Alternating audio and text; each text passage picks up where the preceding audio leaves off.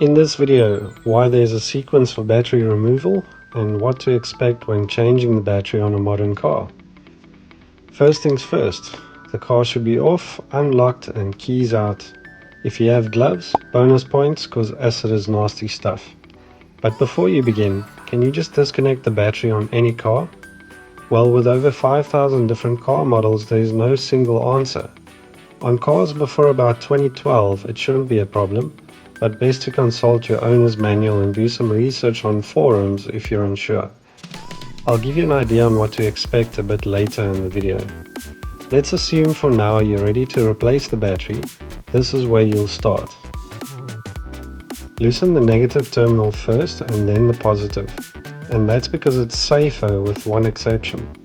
The negative cable is attached to the bodywork, which makes all metal parts touching the bodywork one big negative battery post. So if you're using a tool to disconnect the positive first, touches one of those metal parts, it will effectively short the battery positive to the negative, transforming any tool into an instant welder and potentially damage the car's electrical circuits. The only exception would be on terminals that don't require a tool, where the positive can be disconnected by hand, eliminating the risk of a short circuit. As far as tools go, in most cases you'll need a 10mm spanner or socket for the terminals, but a 12 or 13mm is also common. Next, it will have some sort of hold down bracket, either over the battery or otherwise down at the base of the battery. Once again, a 10, 12 or 13mm socket is used most often.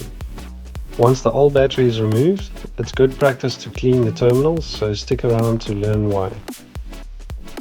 If you find these videos helpful, please consider subscribing. It's free and as simple as tapping the button below the video. It really helps us to make more videos. Then for installation, reverse the procedure, so start with the hold down bracket, then the positive and lastly the negative, unless the clamps can be fitted by hand as mentioned earlier. So what can you expect when replacing the battery on a modern car? If the battery has run down completely, which would have reset all the systems anyway, disconnecting a dead battery wouldn't make a difference, so replace it and hope for the best. But the first thing to check before disconnecting would be a radio code. If your car requires one, you'll usually find it in the owner's manual. If not, the dealer could provide it to you, sometimes at a fee, but in most cases a radio code is not necessary anymore. If you don't want to risk it, some sort of memory saver like a 12-volt power supply or an external battery can be connected to the battery terminals, the OBD port or the jumper points while changing the battery. Just make sure to cover any exposed connections to avoid short circuits. We've also seen some vehicles with rough or inconsistent idling after a battery change, but a short drive can usually sort this out as the car relearns the parameters. Then also some warning lights might appear after a battery change, usually the traction control or ABS warning lights, but these can often be cleared with a short drive as well once the car picks up the wheel speed sensors.